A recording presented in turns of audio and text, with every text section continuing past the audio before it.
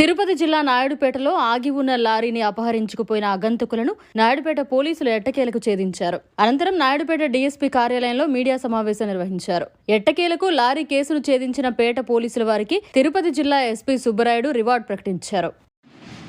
Naidupeta police స్టేషన్లో 26వ తారీఖు రాత్రి 27వ తారీఖు ఉదయం నాయుడుపేటకు సంబంధించిన వ్యక్తి యొక్క లారీ, బాలాజీ అనే వ్యక్తి యొక్క లారీ, డ్రైవర్ కూడా ఇక్కడ ఈ ఊరికి సంబంధించిన వ్యక్తి. ఇతను ప్యాడీ ఇక్కడి నుండి తీసుకెళ్ళి విజయనగరం ఆఫ్ కర్ణాటకకు తీసుకెళ్ళి అక్కడి నుండి వచ్చేటప్పుడు ఐరన్ బాక్స్ తీసుకొని రావడం జరిగింది. అలా ఐరన్ బాక్స్ తీసుకొని వస్తూ ఇది అంబత్తూరు ఆఫ్ తమిళనాడుకి తీసుకెళ్ళాలి.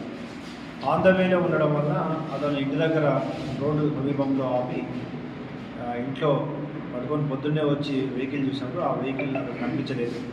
సో వెతికి వాళ్ళు 26th మార్నింగ్ ఇమ్మీడియట్గా నాయుడుపేట ఇన్స్పెక్టర్కి చెప్పడం జరిగింది, కేసు రిజిస్టర్ చేయడం జరిగింది.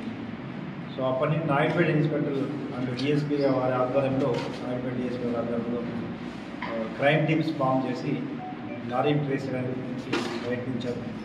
దాదాపు 50 లక్షల property, 35 lakhs, more than 35 lakhs iron property, 15 లక్షల లారీ రెండు కూడా వీరు తీసుకెళ్లారు.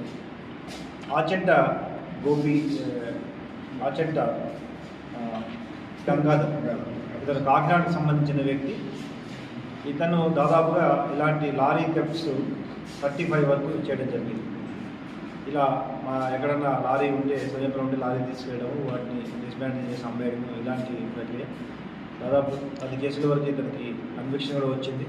ఇంకా కొన్ని కేసులు ఇంకా అండర్ ట్రయల్లో ఉన్నాయి. సో ఇతను రహీం అండ్ ఇక్బాల్, ఈ ఇద్దరు హైదరాబాద్కు సంబంధించిన వ్యక్తులు. మామూలుగా ఈ స్క్రాప్ బిజినెస్ చేసే వ్యక్తులు.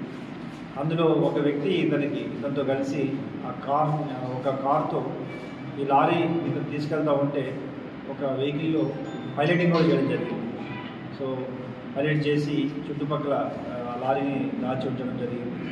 అయితే inspector Gudur and Naidupeta and DSP Naidupeta వారి ఆధ్వర్యంలో చేసిన టెక్నికల్ ఎవిడెన్సెస్ అన్నీ కలెక్ట్ చేసి ఈరోజు లారీని, తర్వాత వ్యక్తులని, వారు లారీని దాచిపెట్టి ఇంకోగా దొంగతనం చేయడానికి ప్రయత్నించినప్పుడు టెక్నికల్ ఎవిడెన్స్ ద్వారా వారిని గుర్తించి అరెస్ట్ చేయడం జరిగింది. లారీని కూడా రికవర్ చేయడం జరిగింది.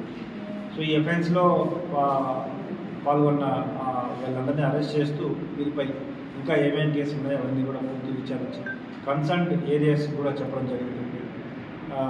అండ్ ఈ కేసు ఛేదించడంలో ప్రధాన పాత్ర వహించిన supervisory officer SDPO Naidupeta and inspector వారి టీం అందరినీ కూడా అభినందిస్తూ తగిన రివార్డ్స్ కూడా ప్రకటించడం జరుగుతుంది. అది రోడ్డు మీద ఉంది నైట్. ఆ డ్రైవర్ పూర్తిగా డ్రైవర్ ఎవరు లేరు. తాళం అక్కడ క్యాబిన్లోనే పెట్టిపోవడం వల్ల అజాగ్రత్త చేయడం వల్ల లారీ తీసుకోవడం జరిగింది. సో వీళ్ళు ఆ విధంగా హైవేలో పడుకున్నప్పుడు వ్యక్తులు లారీని చూసి ఈ విధంగా దొంగతనం చేసే అలవాటు. లేకపోతే దాదాపు 30 లారీల వరకు అతను ఇటువంటి అఫెన్సెస్లో ఇన్వాల్వ్ అయిపోయారు.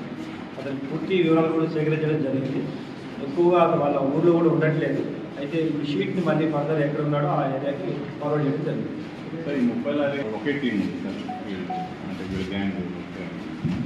ఉండొచ్చు, చాలా టీమ్స్ ఉంటాయి. తప్పకుండా ఇప్పుడు మనకు ఇమ్మీడియట్గా అఫెన్స్ అయింది, ఇమ్మీడియట్గా రికవర్ చేయడం కూడా జరిగింది. ఇటువంటి వాటిపై ఇంకా తగిన జాగ్రత్తలు తీసుకోవాల్సిన అవసరం ఎంతైనా ఉంది. మరిన్ని అప్డేట్స్ కోసం మన HN9 టీవీ ఛానల్ని సబ్స్క్రైబ్ చేసుకోండి.